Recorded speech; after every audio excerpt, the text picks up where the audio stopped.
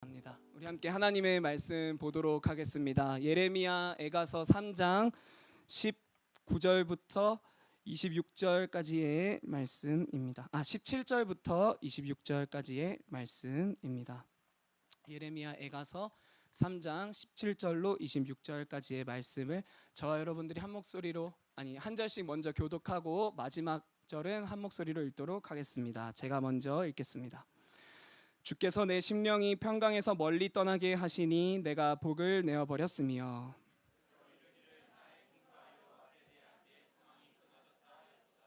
내 고초와 재난 곧 쑥과 담즙을 기억하소서. 이것을 내가 내 마음에 담아 두었더니 그것이 오히려 나의 소망이 되었사옴은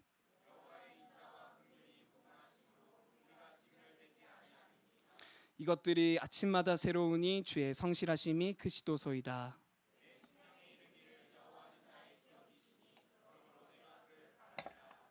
기다리는 자들에게나 구하는 영혼들에게 여호와는 선하시도다.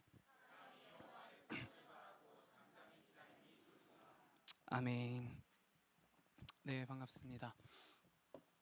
이호환 목사님께서 늘 하시다가 제가 하니까 너무 어색하죠? 네. 목사님께서 자유롭게 말씀을 전하라고 하셨는데 시편 말씀을 그대로 이어가면 여러분들께서 이호환 목사님의 탁월한 시편 강의를 못 들으실 것 같아서 그건 저도 싫기 때문에 그 시편을 택하지 않았고요. 대신 지난주에 우리가 함께 살펴보았던 시편의 기자를 보면은 많은 어려움과 사람들의 멸시와 조소 가운데에서 주님의 손을 바라보고 주님을 기다리나이다 라는 표현이 있었어요. 그래서 오늘 이 시간은 함께 우리 성도의 기다림이 무엇인지에 대해서 잠시 살펴보면서 기다림이 좋도다라는 말씀으로 함께 잠시 말씀 나누도록 하겠습니다. 우리 삶에는 반복되어 일어나는 일들이 매우 많습니다. 아침에 눈을 떠서 어떤 사람들은 학교나 도서관을 가서 공부를 하기도 하고 어떤 이는 직장으로 가서 맡겨진 업무를 보고 어떤 사람은 가정에서 집안일을 하는 등 매일의 삶을 비슷한 모습으로 살아가고 있습니다. 인간관계에 있어서도 대부분이 만나던 사람들을 다시 만나는 경우가 많고 비슷한 주제의 대화들을 나누고는 합니다. 카페나 음식점도 특별한 때를 제외하고는 거의 평소에 자주 찾는 곳들을 향하고는 합니다. 우리는 이러한 반복되는 삶을 살아가면서 점점 우리에게 주어지는 하루, 또 우리에게 주어진 우리가 만나는 사람 또는 우리가 해야 할 일들에 대해서 점점 무뎌져 가기 시작합니다. 그리고 때로는 반복되는 일상의 무력감이나 나태함 또는 권태를 느끼기도 합니다.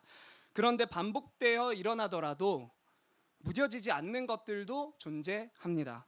그 중에 대표적인 것은 사람의 마음, 즉 감정이라고 할 수 있을 것 같습니다. 슬픔이나 기쁨 혹은 분노, 짜증과 같은 감정들은 우리가 지금껏 살아오면서 수없이 많이 느껴보았던 감정임에도 불구하고 거의 무뎌지지 않을 뿐만 아니라 그것이 찾아올 때마다 거의 늘 아침마다 새롭듯 늘 새롭게 우리한테 다가오는 경우가 많고 우리에게 매일 일정한 영향을 좀 끼치는 것 같습니다. 또한 새로운 사람을 만나는 일도 그렇습니다. 새로운 사람 만나는 일 그 자체는 우리가 여러 번 삶에서 경험을 해봤지만 실제로 사람을 딱 만나게 되었을 때 막상 새로운 사람 만나면 여전히 대하기가 어렵거나 불편한 것을 우리는 경험하게 됩니다. 이처럼 우리가 반복하여서 경험하더라도 무뎌지지 않는 것들이 있는데 오늘 제가 여러분과 나누고 싶은 것이 바로 기다림입니다. 기다림은 날마다 우리에게 새롭게 다가올 때가 많습니다. 아무리 긴 시간을 기다려본 경험이 있고 아무리 많이 기다려본 경험이 있다고 하더라도 우리는 기다림을 시작할 때면 어김없이 설레이거나 혹은 답답하거나 혹은 두렵거나 애타거나 하는 등 늘 새로운 자극을 느끼면서 낯선 기다림을 하게 됩니다. 이 기다림은 크게 두 가지로 나눠볼 수 있을 것 같습니다. 하나는 끝이 없는 기다림이고 하나는 끝이 있는 기다림입니다. 먼저 끝이 없는 기다림은 기다리는 사람으로 하여금 한없는 절망감을 줄 때가 있고 또 답답함을 줄 때도 많습니다. 짝사랑을 하는 경우가 좀 대표적이라고 할 수 있는데 내가 아무리 상대방을 바라고 기다린다고 하여도 상대방이 언제쯤 나에게로 마음을 열어줄지 그 기약이 없습니다. 네, 여기 계신 분들 많은 동감이 되실 줄로 아는데요. 저는 잘 모르겠어요. 네, 아무튼 또한 재난이 일어나 실종된 사람을 기다리는 가족들의 경우가 좀 그러한데 언제 발견할지 모르는 안타까움 속에서 할 일 없이 기다릴 때도 있습니다. 또 특정 가치를 따라 사회운동이나 혹은 윤리적인 운동을 펼치는 사람들도 그 가치가 아무리 아름답더라도 국민 다수가 동조하거나 아니면 사회 전반적으로 구현될 날이 언제 올지는 알 수 없기 때문에 그것을 열심히 달려가다가도 지치고 넘어지고는 합니다. 반면에 끝이 있는 기다림을 보겠습니다. 끝이 있는 기다림은 비교적 그래도 희망적인 기다림이라고 해볼 수 있을 것 같습니다. 특별히 아까도 기도했지만 군복무 지체들, 군복무하느라 고생하는 지체들도 제대라는 종착점이 있기 때문에 힘을 낼 때가 아주 많습니다. 저도 그랬는데요. 또한 어떤 사업이나 행사를 주관할 때에도 당일 행사가 진행되고 나면 끝이 난다는 해방감이 있기 때문에 열심히 달려갈 때도 있습니다. 또 시험을 치는 경우에도 비슷한 감정을 느낄 수 있을 것 같습니다. 어쨌건 이 두 가지 기다림, 끝이 없는 기다림과 끝이 있는 기다림, 이 둘 중에 하나를 택하라면 여러분들께서는 무엇을 선택하시겠습니까? 네, 아무도 대답 안 하시는데 아무래도 끝이 있는 기다림이 그래도 조금 더 나을 것 같습니다. 왜냐하면 끝이 있기 때문입니다. 그런데 저는 여기서 여러분들과 끝이 있는 기다림에 대해서 한 걸음만 더 나아가서 생각해 보고 싶습니다. 왜냐하면 끝이 있는 기다림이라고 하더라도 다 좋은 것은 아니기 때문입니다.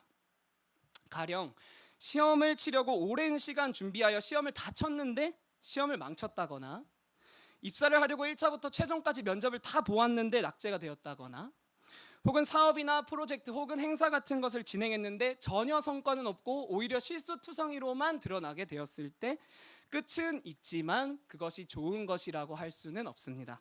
조금 더 나아가면 재난의 현장에 구조대원이 투입돼서 실종자들을 신속하게 찾아냈는데 죽은 채로 발견이 되거나, 아니면 어떤 두 나라가 서로 싸우고 전쟁을 하다가 그 죽고 죽이는 싸움을 끝냈는데 어떤 한 나라가 속국 혹은 식민지가 된다면 그 속국이 된 나라의 백성들은 끝이 있는 기다림이기는 했지만 그 기다림이 좋았다고 할 수는 없을 것 같습니다.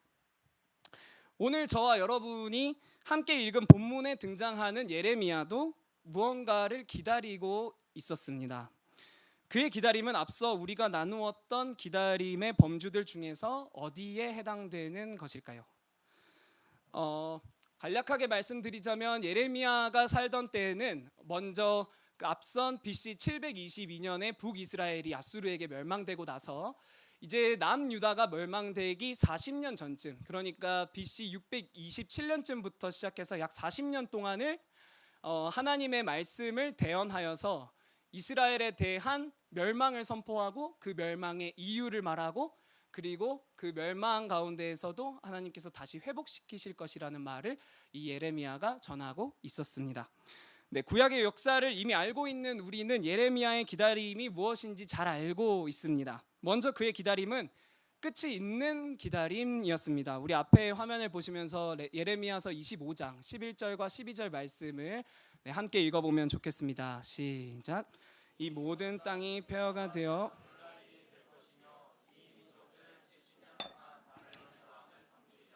여호와의 말씀이니라. 70년이 끝나면 내가 바벨론의 왕과 그의 나라와 갈대아인의 땅을 그 죄악으로 말미암아 벌하여 영원히 폐허가 되게 하되. 한 장만 더 이어서 보겠습니다. 예레미야 29장 14절의 말씀입니다. 함께 보겠습니다. 이것은 여호와의 는 너희들을 만날 것이며 너희를 포로된 중에서 다시 돌아오게 하되 내가 쫓아보내었던 나라들과 모든 곳에서 모아 사로잡혀 떠났던 그곳으로 돌아오게 하리라. 이것은 여호와의 말씀이니라. 아멘. 네, 이 말씀에서도 드러나 있지만 이스라엘 민족이 포로로 끌려가게 될 것이지만 70년이라는 끝을 하나님께서는 이미 말씀하셨습니다. 또한 예레미야의 기다림은 다름 아닌 하나님께서 온전히 이 이스라엘 백성들을 돌아오게 하실 것이라는 회복의 약속 또한 있었습니다.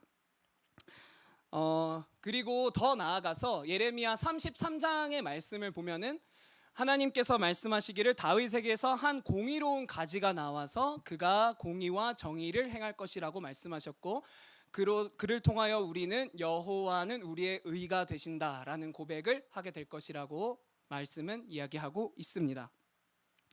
예레미야의 기다림은 70년이라는 끝이 있는 기다림이었을 뿐만 아니라 그 끝에는 포로에서 해방되는 자유가 있었고, 궁극적으로는 하나님께서 보내시는 메시아를 통한 회복과 승리가 그를 기다리고 있었던 것입니다. 이제 이스라엘은 하나님의 구원의 역사를 맛보게 될 것이 자명하고, 그들을 괴롭혔던 숱한 열강들의 심판을 보게 될 것이며, 온 땅에서 하나님만이 참 하나님 되시고 그분은 우리를 향하여 자비하시고 구원을 베푸시는 하나님이라는 사실을 모두가 목도하게 될 것이라는 약속이 우리에게 주어진 것입니다. 그러면 우리는 이제 여기서 이상한 점을 하나 발견할 수 있어야 합니다.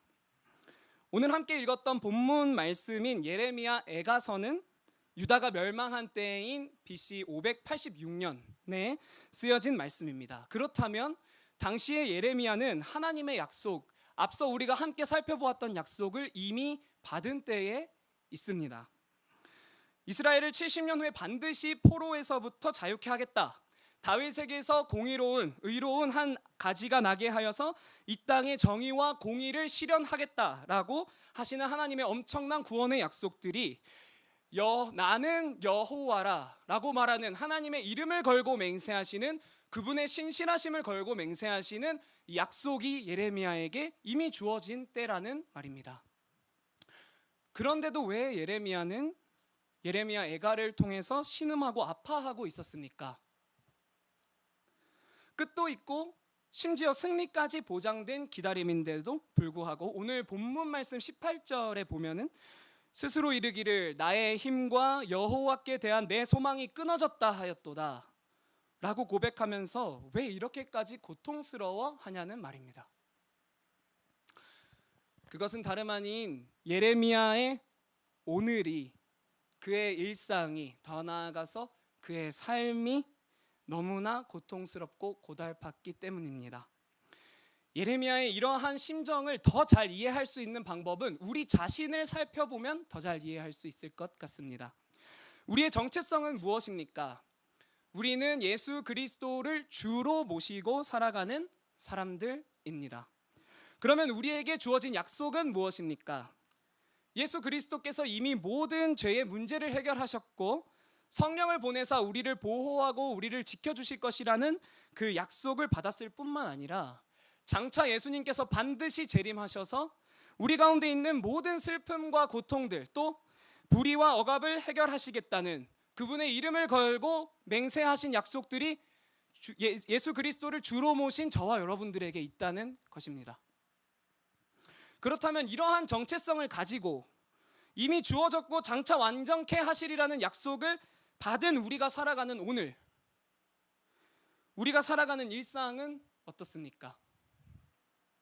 완전한 기대와 소망 가운데 이미 승리한 빛의 자녀들로, 빛의 자녀들처럼 살아가고 계십니까? 아니면 예레미야처럼 약속은 받았지만 너무나 쓰라리고 무너져버리는 현실 속에서 눈물 흘리고 신음하며 계십니까? 그것도 아니면 기대도 없고 눈물도 없고 그저 세상의 노예처럼 바벨론의 포로로 쫓겨가듯이 세상의 노예처럼 수많은 세상 것들의 노예로 살아가고 계시지는 않습니까? 하나님의 약속은 잊어버린 채 우리에게 주어진 오늘에만 너무 몰두해 버리다가 절망적인 현실 속에 가망 없는 나의 존재됨 속에서 무너져 버리진 않았는지 모르겠습니다. 우리 함께 마태복음 11장 28절에서 30절 말씀을 앞에 있는 화면을 통해 보기를 원합니다. 같이 한번 읽어볼까요? 시작. 수고하고 무거운 짐진 자들아 다 내게로 오라.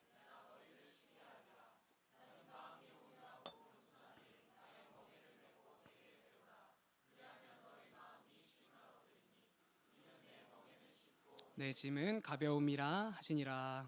아멘. 이 말씀에서 예수님은 사람을 무엇이라고 표현하고 있습니까? 수고하고 무거운 짐진 자라고 사람을 특정하고 계십니다. 사람에게는 자기 스스로가 들기에는 벅찬 삶의 문제, 더 근본적으로는 존재적 무게가 있다는 말입니다. 그러한 사람들을 부르셔서 오늘 예수님께서는 쉬게 하시겠다라고 말씀하십니다. 예수님은 사람이 감당할 수 없는 무거운 무게의 짐을 자기에게 내려놓고 대신 나의 멍에를 메라고 말씀하십니다. 30절 말씀에 이는 내 멍에는 쉽고 내 짐은 가벼움이니라 라고 말씀하고 계십니다. 예수님께서 우리에게 주시는 멍에는 정말로 가벼운 것입니까? 예수님께서 우리에게 주신 멍에가 무엇이죠? 우리에게 주신 새 계명이 무엇입니까? 거룩하게 살아가라, 서로 사랑하라 하신 그 말씀들입니다. 그리스도인으로서 거룩한 삶을 살아내는 것이 정말로 가벼운 것입니까? 세상으로부터 구별된 존재로 살아가는 것이 진짜로 가벼운 삶입니까? 저는 그렇지 않은 것 같습니다. 그런데 예수님의 말씀은 지금 왜 이렇게 말씀하고 계실까요? 세상의 수많은 사람들이 인생의 문제를 안고 살아가고 궁극적으로는 죄의 문제를 안고 도무지 스스로 해결할 수는 없는 길을 걸어가고 있지만 예수님께서 그분의 멍에가 쉽고 그 짐이 가볍다고 하신 이유는 수많은 사람들은 끝도 모르고 끝이 있을지도 모르고 가는 길이 어디인지도 모르지만 예수님의 멍에는 끝이 있기 때문입니다. 인생들이 지고 가는 모든 무거운 짐들은 결코 스스로 해결할 수 있는 문제가 아닙니다. 궁극적으로 이는 생명과 죽음의 문제, 더 나아가서는 죽음 이후의 심판이 놓여져 있기 때문입니다. 그런데 예수님께서는 십자가에서 그러한 짐들을 다 담당하셨고 우리를 자유케 하셨습니다.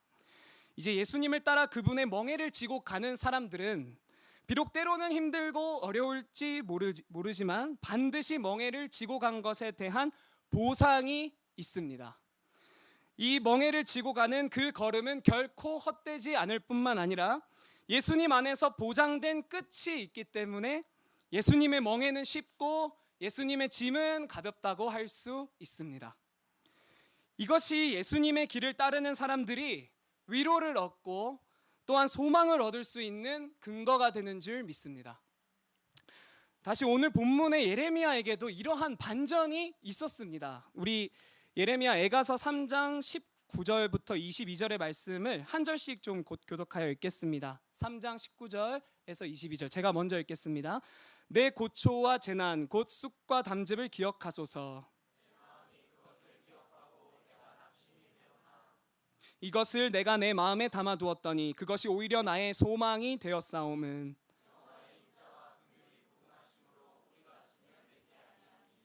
아멘.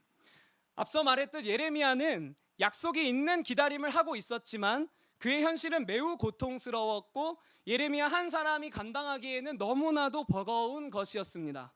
하나님의 약속들이 분명히 있었지만 오늘 눈을 들어 폐허가 된 예루살렘을 바라볼 때면 예레미야의 마음을 채우는 것은 절망밖에 없었다는 말입니다. 그런 그의 마음에는 하나님에 대한 원망 또한 있었을 것입니다. 왜 이토록 이스라엘을 고통받게 그냥 내두시는가? 40년이 넘는 선지자 사역을 감당케 하셔놓고는 어째서 그 숱한 세월 동안 많은 이스라엘 사람들이 어떻게 나를 이렇게 무시하고 내 이야기를 듣지 않을 뿐만 아니라 나를 구덩이에 가두고 나를 멸시하고 나를 조소하게끔 하나님은 내버려 두셨는가 하는 원망 말입니다. 그러나 이 마음속에 머물던 그 고초와 아픔이 시간이 지날수록 서서히 바뀌어 가기 시작하였는데 이 고통과 아픔이 다름 아닌 오늘 말씀에 나오듯 그 마음에 담아두었더니 그것이 소망으로 바뀌기 시작했다고 말합니다. 그리고 그 중심에는 40년간이나 하나님과 동행하면서 들어왔던 예레미야 마음에 있는 하나님의 말씀이 있었을 것입니다. 그의 마음은 여전히 아팠습니다. 마음은 여전히 아프고 그가 평생에 의지하고 살았던 하나님의 하나님 되심이 보이지 않는 것만 같지만 시간이 지날수록 내 마음속에서 이 예레미야의 마음속에서 올라오는 것은 그래도 소망할 수 있는 것은 하나님 말씀밖에 없다. 하나님 되심밖에 내가 의지할 수 있는 게 없다. 하나님이 나한테 주신 말씀이 그분의 신실하심을 두고 맹세하셨기 때문에 내 믿음이 어떠하든 상관없이 하나님 반드시 이루어 가실 것이다 라고 하는 그 믿음이 내면 깊은 곳에서부터 묵상되기 시작하고 그것이 그의 영적인 눈을 들어 소망을 보게 하기 시작한 것입니다. 저와 여러분들에게 이러한 소망의 눈이 있기를 간절히 원합니다. 이제 그의 고백은 새로워지기 시작합니다. 마지막으로 몇 절 살피고 마치기 원하는데요. 23절과 24절의 말씀을 우리 한 목소리로 읽겠습니다. 시작. 이것들이 아침마다 새로우니 주의 성실하심이 크시도소이다. 내 심령에 이르기를 여호와는 나의 기업이시니 그러므로 내가 그를 바라리라 하도다. 아멘. 예레미야의 내면에서부터 올라온 고백은 내게 약속하신 우리 주님은 성실하시다 였습니다. 그리고 그분께서 나의 기업이요, 나의 몫이요, 나의 분기시요, 나의 전부가 되기 때문에 예레미야는 더 이상 그의 시선을 황폐된 이 예루살렘 땅에 두고 있는 것이 아니라 여호와 하나님과 그분의 말씀을 바라보기 시작한 것입니다. 25절과 26절도 한 목소리로 함께 읽겠습니다. 시작. 기다리는 자들에게나 구하는 영혼들에게 여호와는 선하시도다. 사람이 여호와의 구원을 바라고 잠잠히 기다림이 좋도다. 아멘. 예레미야가 끝내 뱉어낸 고백은 무엇이었습니까? 여호와의 구원을 바라고 잠잠히 기다림이 좋습니다 라는 고백이었습니다. 오늘 우리의 삶을 예레미야와 같이 절망과 고통 속으로 인도하는 것들이 있다면 그것은 무엇입니까? 저와 여러분들을 하나님의 하나님 되심과 하나님의 말씀으로부터 멀어지게 만드는 것들은 무엇입니까? 그리고 바로 그때에 우리의 시선은 현실을 바라보고 있습니까? 아니면 예레미야와 같이 하나님의 말씀이 우리 내면 가운데 있는 그 하나님의 말씀이 우리의 시선을 새롭게 하기 시작하십니까? 여러분들은 어디에 있습니까? 주님의 말씀에 둘러싸여 주의 말씀을 내 영혼으로 읊조리고 그 말씀이 내 삶에 소망을 주는 것을 경험하게 되는 저와 여러분들이 되시기를 간절히 바랍니다. 주님의 말씀이 아니면 고통은 끝이 없습니다. 주님의 말씀이 아니면 우리의 기다림은 결코 좋을 수 없습니다. 그러나 주님의 말씀이 우리를 붙들기 시작하면 우리는 믿음의 눈을 들어 하나님의 약속들을 믿음으로 바라보기 시작할 것입니다. 주님의 말씀이 우리의 삶을 채우기 시작할 때 변한 것 하나 없는 현실 가운데서도 우리의 고백에서는 여호와의 구원을 바라고 잠잠히 기다림이 좋도다 라고 하는 고백이 우리 가운데 울려 퍼지게 될 줄 믿습니다. 저와 여러분들이 이러한 고백을 할 수 있었으면 좋겠습니다. 그러한 은혜가 우리의 삶을 채우게 되기를 간절히 소망합니다. 우리 함께 그러한 소망을 가지고 주님은 신실하고 아까 불렀던 찬양 한 번 더 찬양한 후에 잠시 기도하는 시간 가지겠습니다.